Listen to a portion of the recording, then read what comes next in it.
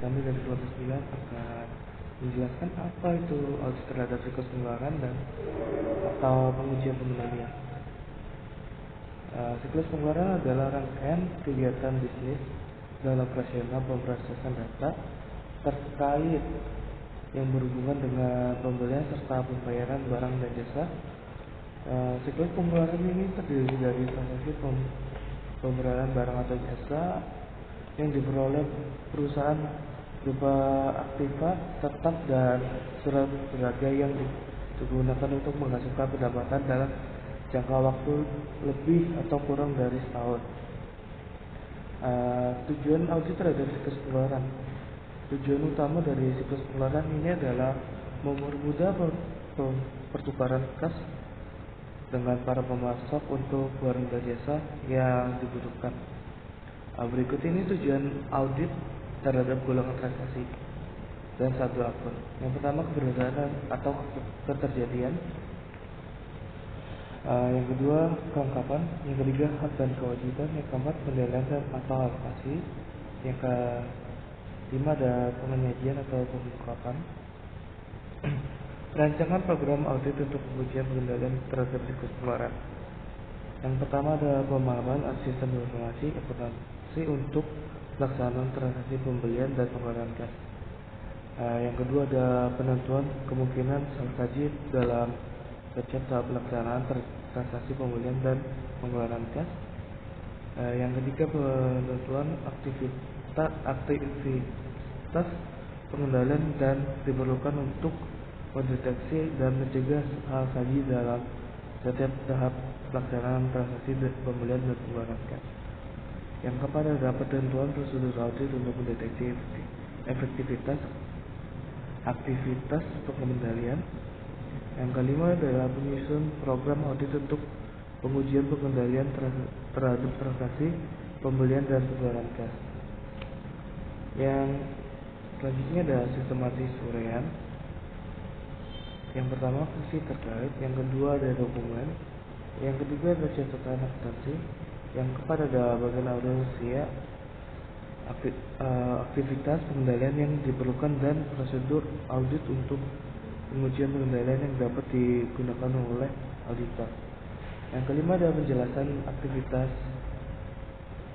pengendalian yang diperlukan. Yang keenam, ada penyusunan program audit untuk pengujian pengendalian terhadap transaksi yang bersangkutan. Yang ketujuh, ada 4 penjelasan program audit untuk pengujian pengendalian terhadap transaksi yang bersangkutan.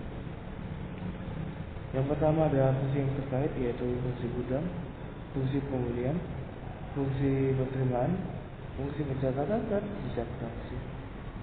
Yang kedua, ada dokumen, yaitu yang diperlukan itu surat permintaan pembelian, surat permintaan otorisasi investasi, surat permintaan otorisasi reparasi, surat permintaan penawaran harga. 5, ada surat order pembelian. Yang keenam, ada laporan penerimaan barang. Yang ketujuh, perubahan order. Yang kedelapan, ada faktur pemesan. Catatan akuntansi, yaitu registrasi bukti kas keluar, jurnal pembelian, buku pembantu utang, buku pembantu sediaan. Berikutnya ada bagian siangnya. Oke. Yang keempat, ada contoh tabel potensi salah saji terhadap transaksi pembelian.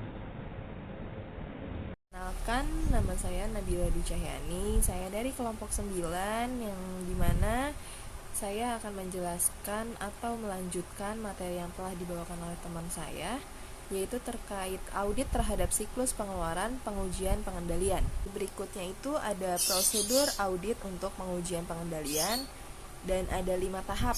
Yang pertama ada tahap permintaan pembelian barang, yang kedua ada tahap pembuatan surat order pembelian, yang ketiga ada tahap penerimaan barang, yang keempat ada tahap penyimpanan barang, dan yang kelima ada tahap pengeluaran kas.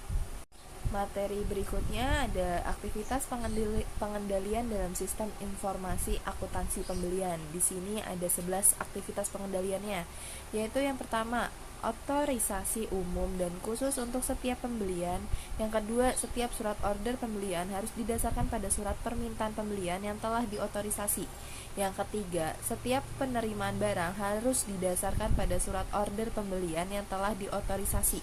Yang keempat, fungsi penerimaan barang menghitung, menginspeksi, dan membandingkan barang yang telah diotorisasi. Yang kelima, penyerahan barang dari fungsi penerimaan barang ke fungsi gudang harus didokumentasikan. Yang keenam, ada bukti kas keluar harus dilampiri dengan dokumen pendukung yang lengkap dan sah.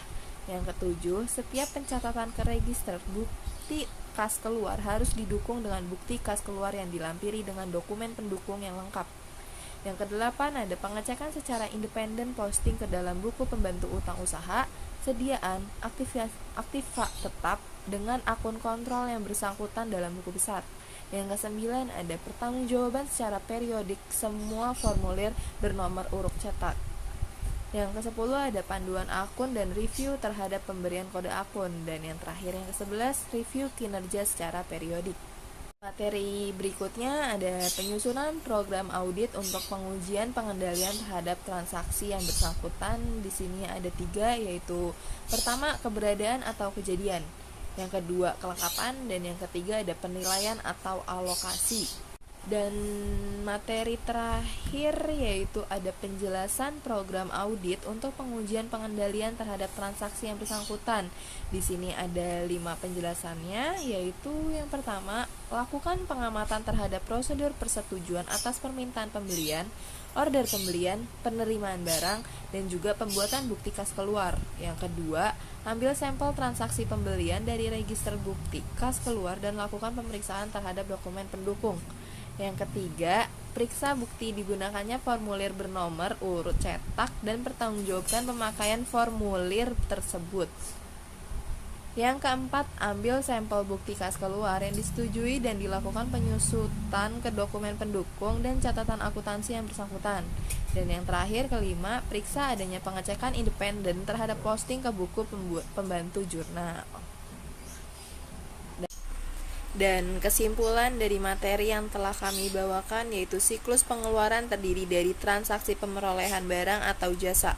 Barang yang diperoleh perusahaan dapat berupa aktiva tetap dan surat berharga yang akan digunakan untuk menghasilkan pendapatan dalam jangka waktu lebih dari 1 tahun, atau sediaan dan surat berharga yang akan dikonsumsi atau digunakan untuk menghasilkan pendapatan dalam jangka waktu 1 tahun atau kurang.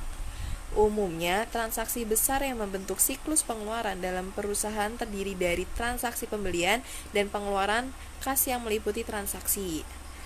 Berdasarkan salah saji yang diperkirakan akan terjadi dalam transaksi pengeluaran kas, sebagaimana dirinci aktivitas pengendalian yang dapat mencegah dan mendeteksi salah saji tersebut mencakup minta keterangan tentang prosedur otorisasi permintaan barang, periksa tanda pelunasan otorisasi yang tercantum dalam pembelian tunai, lakukan pemeriksaan terhadap laporan penerimaan barang dengan surat order pembelian yang bersangkutan, dan periksa tanda terima barang. Sekian dari pembawaan materi terkait pengujian pengendalian dari kelompok 9. Kurang lebihnya mohon maaf. Wassalamualaikum warahmatullahi wabarakatuh.